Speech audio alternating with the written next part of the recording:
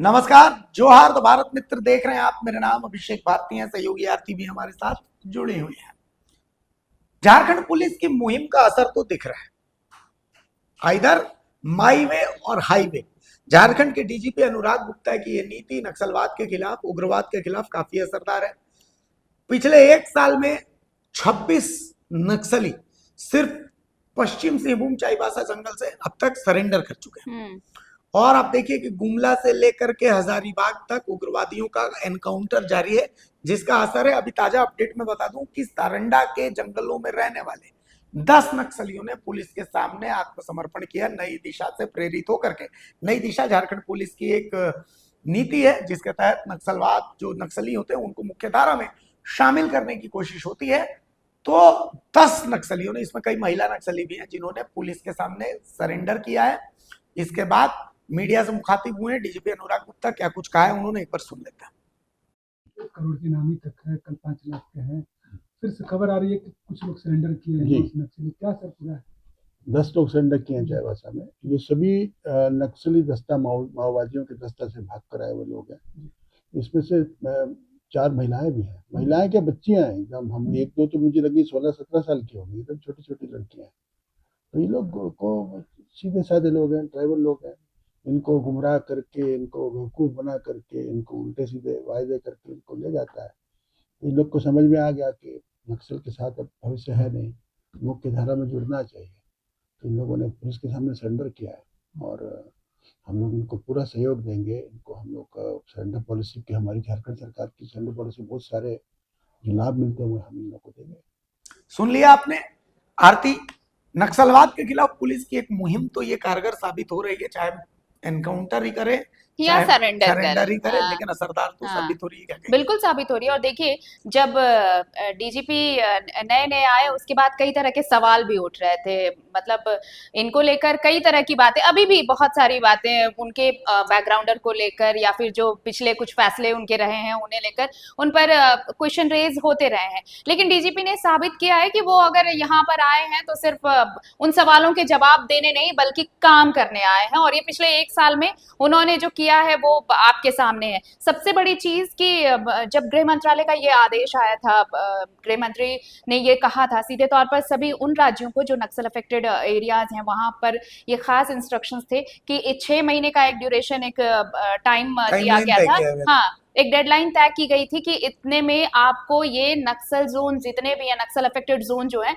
उन्हें खत्म करना है और बिल्कुल इसे परफेक्ट बनाना है, यानी यहाँ से नक्सलियों का सफाया करना है। और उसके बाद देखिए, जो यहाँ पर ऑपरेशंस झारखंड में चलाए जा रहे थे उसमें और तेजी लाई गई। और यही वजह है, आप देखिए, जो सबसे यहाँ पर लातेहार, पलामू, ये जो इलाका था, आप सिर्फ पिछले 2 महीनों का आंकड़ा देख लें भारती, आपको ये समझ में आएगा कि कितने नक्सलियों ने सरेंडर कर दिया, कितने नक्सली एनकाउंटर में मारे गए। और ये चीजें बताती हैं कि डीजीपी अनुराग गुप्ता सिर्फ कहने के लिए नहीं है, वो करके दिखाने वालों में से हैं। और उन्होंने ये दिखाया है, और उन्होंने साफ कहा कि इधर माई वे और हाईवे, तो आप या तो सरेंडर करिए या फिर हम आपको हम अपनी तरफ से एक्शन लेंगे, हमारा एक्शन आप देखिए। तो यही वजह है। और आज भी जो चाईबासा की खबर आई है वो बताती है कि भाई देखिए, अब झारखंड पुलिस पूरी तरह से एक्शन के मोड में है।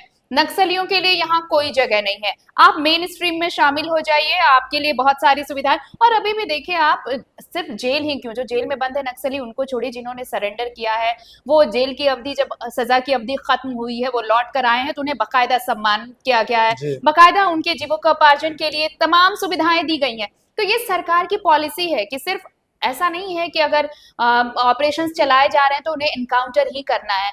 पैरेलली सरकार ये भी कह रही है कि आप वो रास्ता छोड़िए, आप मेन स्ट्रीम में आ जाइए, मुख्य धारा में लौट आइए, आपके लिए बहुत सारी चीजें हैं। ठीक है, लोग भटक जाते हैं मुख्य रास्ते से, तो उन्हें रास्ते पर लाने के लिए सरकार कोशिशें कर रही है। लेकिन इन कोशिशों को अगर कोई अमली जामा झारखंड में पहना रहा है तो वो है डीजीपी अनुराग गुप्ता। और ये पिछले तमाम, अभी आप हजारीबाग में देख लीजिए, करोड़ी इनामी नक्सली, 1 करोड़ का इनामी था। उससे पहले आप देखिए गुमला में मार्टिन हाँ, हाँ, वो पलामू में मुखदेव यादव का एनकाउंटर हुआ, जो 2 जवान जो शहीद हुए थे, उनका बदला लिया गया। तो एक रणनीति के तहत ये सारी अभी चीजें चल रही जेजेएमपी के 3 नक्सली वो, और आज चाईबासा। हाँ, तो कम से कम ये है कि एक रणनीति के तहत इन तमाम चीजों को अंजाम दिया जा रहा है। देखिए जो मुख्य मुख्य उग्रवादी संगठन थे, आप देखिए टीपीसी था, टीपीसी है भी चाहे जो भी है, लेकिन कमजोर पड़ चुका, अपनी आखिरी सांसें गिन रहा है। जेजेएमपी जेजेएमपी है, तो जेजेएमपी भी कमजोर पड़ चुका है, अपनी आखिरी सांसें यूं समझिए कि एंड हो चुका है जेजेएमपी का, ये मान करके चलिए। पप्पू लोहरा था, पप्पू लोहरा को खत्म कर दिया। मार्टिन करकेट्टा था जो पीएलएफआई को हेड कर रहा था, मार्टिन करकेट्टा को खत्म कर दिया। तो खूंटी इलाके में पीएलएफआई का जबरदस्त लहर थी, शांत पड़ गए उधर से। अब यथागत आप देखिए कि कुछ एकाध कुछ नहीं, अब आते हैं। एक गैंग जो सिर उठा रहा है उसके सफाई के लिए भी बात चल रही है, राहुल दुबे गैंग, अभी जी। आप सुन रहे होंगे। तो मुझे लगता है कि डीजीपी अनुराग गुप्ता अपना होमवर्क उस पर भी जरूर कर रहे होंगे, क्योंकि पिछले कुछ दिनों में आप रामगढ़ और आसपास के जो इलाके हैं उन वहां पर राहुल दुबे गैंग की तरफ से काफी वारदातें सामने आई हैं, कई ऐसे हमले हुए हैं, कई ऐसी घटनाएं हुई हैं, तो वो एक सिरदर्द जरूर है। और ये लोग अब ये भी कह रहे हैं कि जब इतना सब कुछ बदला है तो ये भी इन सब चीजों को भी बदलेंगे। दुरुस्त किया जाना चाहिए। चीजें तो बदलेंगी। मुझे लगता है कि डीजीपी उस पर भी अपना होमवर्क जरूर कर रहे होंगे, कि स्ट्रैटेजी तो जरूर बनाई जा रही होगी, क्योंकि सिर्फ ये नक्सल की बात नहीं है कि नक्सलियों ने सरेंडर और किया हो, एनकाउंटर। देखिए, एक जो ऑर्गेनाइज्ड क्राइम बस है, बस वही ऑर्गेनाइज्ड क्राइम को लेकर के भी डीजीपी अनुराग गुप्ता काफी सख्त नजर आए हैं, और बेसिक प्लानिंग के तहत ऑर्गेनाइज्ड क्राइम और ये जो नेक्सस है उसे तोड़ने की, उसे खत्म करने की कोशिशें चल रही हैं। एक और चीज है, नक्सलवाद के लिए जब आप देखते हैं तो एक स्पष्ट रणनीति चाहिए होता है। याद कीजिए कि डीजीपी थे, प्रभारी डीजीपी थे एमवी राव। तो उन्होंने कहा था कि आयरन हैंड से नक्सलवाद को कुचल दिया जाएगा। हाँ, बहुत उसको लेकर के सवाल भी खड़े हुए थे। उसके बाद फिर डीजीपी बने अजय कुमार सिंह। अजय कुमार सिंह की भी अपनी, फिर नीरज जो नीरज गुप्ता है वो बने। उसके बाद फिर आपके अजय कुमार सिंह बने डीजीपी। लेकिन एक समन्वय जो था, वो समन्वय, चूंकि आप देखिए एक चीज आपको दिखेगी कि कहीं भी इस तरीके का बड़ा ऑपरेशन जब हो रहा है, तो पिछले कुछ दिनों में हमने नहीं देखा था कि प्रेस कॉन्फ्रेंस खुद डीजीपी करा, लेकिन यहाँ पर हम देखिए कि डीजीपी खुद प्रेस कॉन्फ्रेंस करके मीडिया को जानकारी दे, तो सवाल पूछने करेंगे, आप सवाल पूछिए, मैं जवाब दूंगा। हमने हजारीबाग में देखा, तो हजारीबाग में उन्होंने बकायदा आंकड़ा बताया कि भाई इस तरीके से हमने उस ऑपरेशन को अंजाम दिया, और हमारी नजर थी, जवान रात भर सोए नहीं, हम रात भर, चाहे मॉनिटरिंग टीम रांची में रहे, चाहे हजारीबाग में रहे, हमने किस तरीके से ऑपरेशन, सारी चीजों बता रहे। तो जब ऊपर लेवल का अधिकारी आपको फ्री हैंड देता है, ऊपर लेवल के अधिकारी को सारी बातें पता रहती है कि भाई किस तरीके से ऑपरेशन चल रहे हैं, डिसीजन इधर से लिया जा रहा है, तो एक जो कोऑर्डिनेशन होता है, और ये सब कब शुरू होता है, पूर्वी क्षेत्रीय परिषद की बैठक हुई, याद कीजिए। बिल्कुल, हाँ। पूर्वी क्षेत्रीय परिषद की बैठक में बाकायदा एक रणनीति बनी, और उसी रणनीति के तहत इन तमाम चीजों को अंजाम दिया जा रहा है।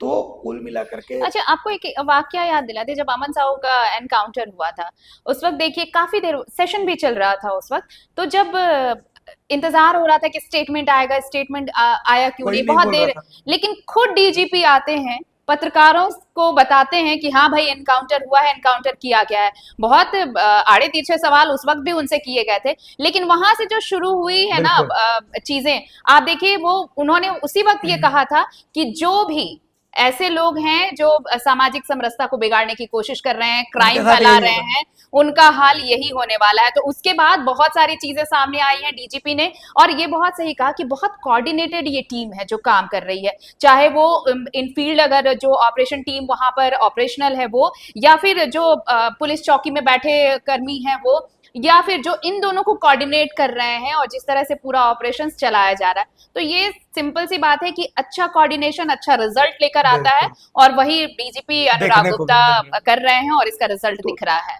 देखिए, हम जो अच्छा है उसको तो अच्छा कहेंगे, अब इसका मतलब ये नहीं है कि हम सूर्यहंस तक एनकाउंटर को अच्छा कह देंगे, लेकर के सवाल उठाने हैं तो हम सवाल उठाएंगे, हम उसके लिए भी सवाल उठा रहे हैं, लेकिन यहाँ पर जो चीजें सही हैं, अच्छी है, अच्छी है तो हम उसकी तारीफ कर रहे हैं। हम तो भारत मित्र हैं भाई, हम भारत मित्र के साथ यही दिक्कत है, जब एजेंडा बेस्ड खबरें नहीं चलाते, जो सच है उसको सही दिखाते हैं, जो गलत है उसको गलत बोलते हैं, जहां सवाल पूछना है सवाल पूछते हैं। आज भी हम डीजीपी से सवाल पूछेंगे कि सूर्यहंस तक एनकाउंटर आखिर किस नियम, कौन से क्राइम के तहत हुआ, लेकिन साथ ही हम तारीफ भी करेंगे कि ये जो नक्सलवाद के खिलाफ आपका अभियान है ये काबिले तारीफ है, साइबर के खिलाफ जो आपका अभियान है ये काबिले तारीफ है। तो जो अच्छा है वो अच्छा है, जो बुरा है वो बुरा है।